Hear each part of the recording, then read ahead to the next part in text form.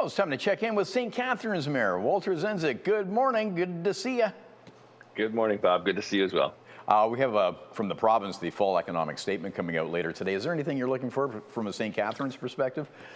Well, we're looking to see if they're going to signal to the municipalities that there's additional safe restart funds. And we're going through a budget process right now, Bob, as municipalities across Ontario are. And we still have COVID-related costs that are appearing in our budget, and we're trying to project into 2022. And so we're hoping that the province, from a municipal perspective, continues to support the municipalities as they recover, whether it be through transit, whether it be through the enhanced purchasing of equipment and security required for us to operate our facilities. So we're looking for those signals today, and we're hoping that's what comes forward.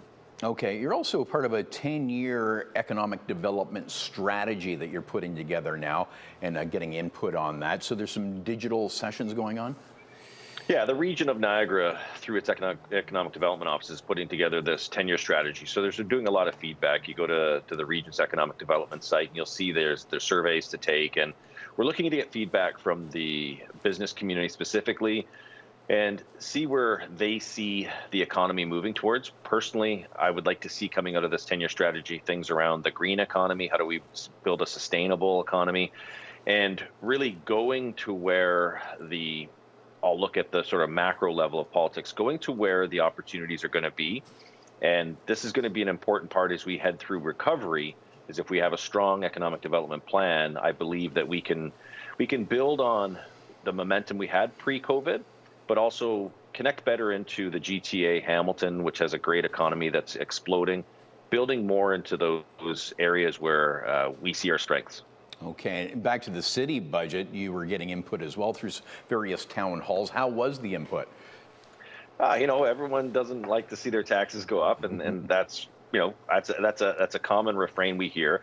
But when you explain to them the pressures that we're facing, they understand that if there are going to be tax increases, that has to be very well explained, and it's got to be about fiscal responsibility at the same time continuing to provide the services that we rely on. So it's having a continuous conversation, Bob, with our community and showing them that their taxpayers are being put to good use in our community. And so we're hoping for a strong budget in 2022.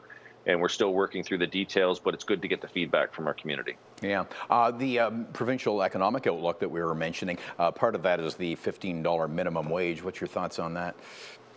Well, kind of a shocker that would come out now. It was designed to come out a couple years ago. As a former business owner, I can say that anytime the government decides to just do something without input or without any kind of real plan, it is a challenge. And so I understand the frustration of businesses that are saying, look, this is hard coming out of a pandemic for us to really deal with this, but at the same time, we've got to make sure people are getting paid a fair wage, a living wage. What do you think? What's a living wage in St. Catharines? It's roughly $18.90. And so, there's a number of businesses in St. Catharines that have put their hand up and become part of that living wage movement. It's great to see. What we're looking for from the provincial government is we want to see certainty. So instead of just lobbing these increases out when someone feels like it, it should be tied to a policy and a program. And that's what the business community has been asking for, and that's what I'd be asking for, is tie it to something that businesses and workers can understand instead of just lobbing these increases in when businesses aren't prepared and it becomes a bit chaotic. Yeah, one of our stories this morning, Hamilton, there might be some service disruptions because there's hundreds of workers unvaccinated facing unpaid leave. And what's the situation? I think we've talked about this before. You're in pretty good shape in terms of city employees.